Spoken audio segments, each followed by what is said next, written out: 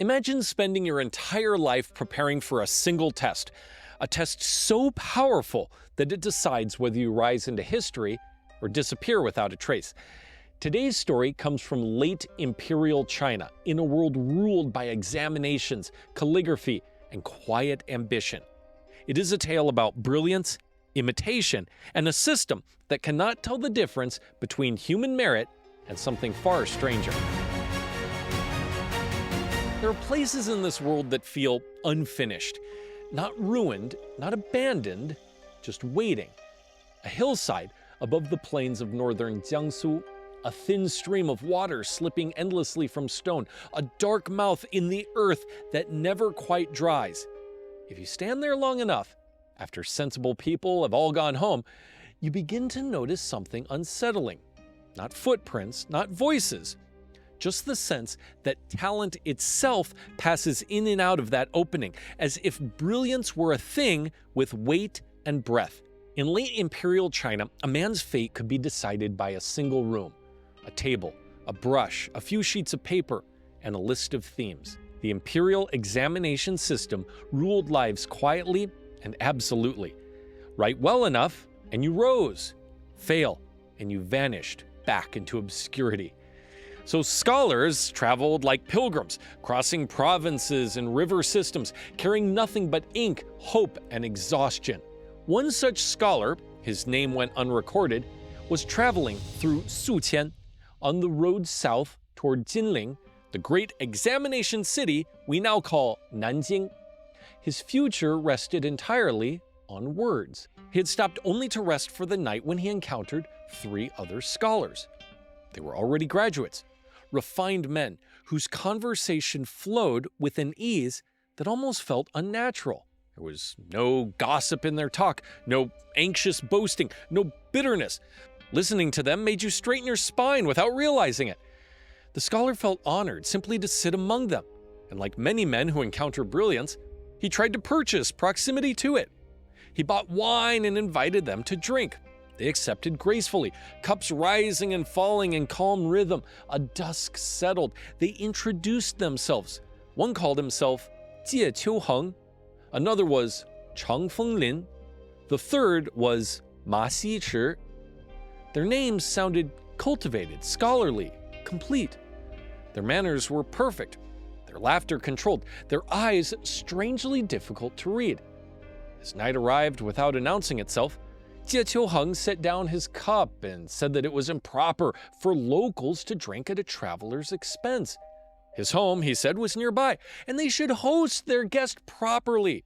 The scholar hesitated, not because the offer seemed dangerous, but because it felt excessively generous. Chang Fenglin and Ma Xichi rose at once, taking him gently by the arm, calling for his servant to follow. Now, there was no force in their touch, only confidence. And in a world governed by approval, confidence can feel like guidance. The scholar agreed and followed them into the dark. They walked north of the village toward low hills overlooking the floodplains. With each step, village sounds faded, and even the insects seemed fewer. The scholar told himself it was only distance, only night, only wine. Yet the path felt subtly wrong. At the slope of the hill, they stopped. Before them stood a residence. Courtyard, walls, and a clear stream curling neatly in front of the gate. It was not a traveler's shelter, but a refined household. Lamps already lit, as though expecting guests who were long overdue. Everything looked lived in and untouched at the same time, like an illustration waiting for its subject. Jie Qiuheng smiled and welcomed them inside. The rooms were immaculate, not with practical cleanliness of daily labor, but with the careful perfection of something arranged. Servants appeared at a gesture, lamps brightened, and the scholar's servant was calmly shown away and settled. For a brief moment, the scholar felt the dangerous comfort of being cared for. Comfort dulls faster than wine. Then Ma Xichi spoke. In old times, he said, friends met through literature. And with the examination days approaching, such a fine night should not be wasted. He produced 4 slips of paper. Each man would propose a theme, draw lots, and write. Only after the essays were complete would they drink. The scholar agreed eagerly. This was the sort of gathering that could shape a life. The themes were written, folded, and cast onto the table. Each man drew one without looking, and silence settled over the room.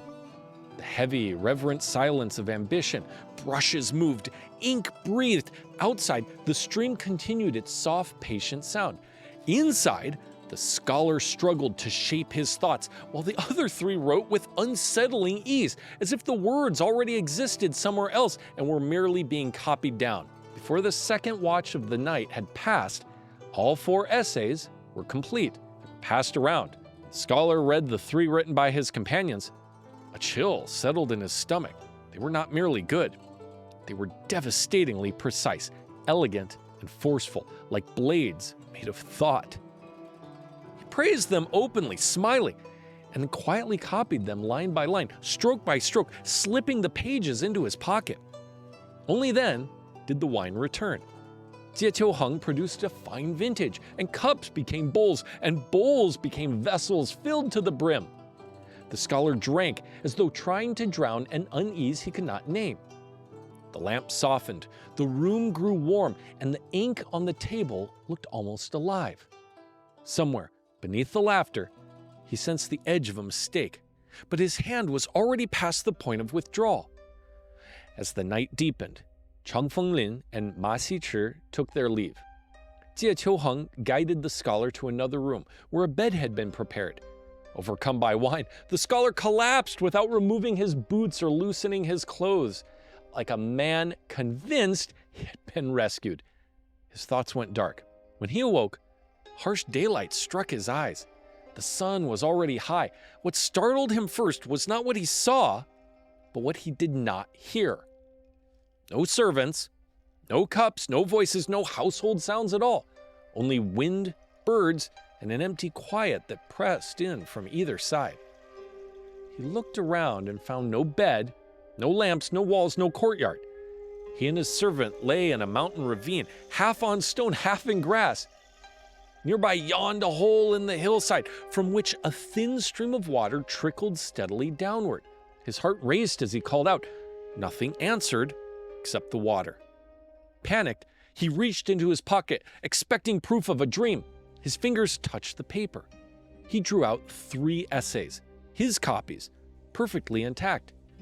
The words were real, which meant the night had been real, which meant the authors were real. And somewhere in that dark opening in the hill, something had known exactly what it was doing. The scholar hurried down the hill and questioned the villagers. At first they laughed, then their expressions softened. One elderly man nodded slowly, as if the scholar had finally arrived at a conclusion everyone else already understood. He pointed back toward the hill and said that that place was called the Grotto of the 3 Genii. Sanxiandong. The old man explained what lived there. Not sages, not immortals in robes, but a crab, a snake, and a toad. Creatures said to be exceptionally potent, beings that sometimes wandered, sometimes took human form, and on rare nights could even be seen by mortal eyes. The scholar remembered their names, Jie Qiuheng, Chang Fenglin, Ma Xichi, and realized they had always been disguises. He could have destroyed the essays. That would be the moral ending, the comforting version. But comfort has never passed an imperial examination. So he kept them and continued south to Jinling. When he entered the examination hall and the themes were revealed, his breath was caught. 3 of the topics were exactly the same as those written by the beings in the grotto. Not similar, exact. The brush moved and the scholar wrote. The words flowed not because he had earned them, but because he had borrowed them. When the results were posted, his name stood at the top, above men who had studied for decades and sacrificed everything. He had succeeded, and the world applauded. Now, if you want this story to be about monsters, you can imagine a crab with ink-stained claws, a snake coiled around a brush, a toad blinking beside flawless essays. But the deeper unease lies elsewhere. The examination system accepted the writing without question. It did not ask who wrote it or where it came from. It asked only whether it fit the required form. Somewhere, officials stamped the essays, Records were filed. A new scholar was granted rank, salary, and honor. No one noticed the faint smell of river stone clinging to the paper or the quiet drip of water hidden in the ink. Institutions do not look for such things. They look only for compliance. The hill remained. The stream remained. The grotto remained. Villagers still whispered of 3 refined figures strolling at dusk, speaking softly, then vanishing. On certain nights, when the air was still and the moon was thin, some claimed they heard it, the faint scratch of a brush, not from a house, but from the earth itself. A man passed the highest test in the land, using words written by creatures that lived in a cave. Perhaps that is the joke, or perhaps it is the warning. Because if a crab, a snake, and a toad can master the shape of what humans call merit, then what was the test ever measuring? The stream still runs, the grotto still waits, and somewhere in the dark, talent moves quietly, looking for the next human hand willing to borrow it. Stories like this survive because they leave a residue. They don't tell you what to think, they leave you alone with that question. If you felt that question linger, you're exactly where these old tales want you to be. If you enjoy stories drawn from forgotten texts, half myth and half warning, you can support Jared Tells Tales by liking the video, subscribing, or becoming a member by clicking join. Members help keep these stories alive. And if you have your own reading of this tale, whether it feels like satire, warning, or something darker, leave it in the comments below. Until next time, walk carefully past quiet hills, and I'll see you in the next story.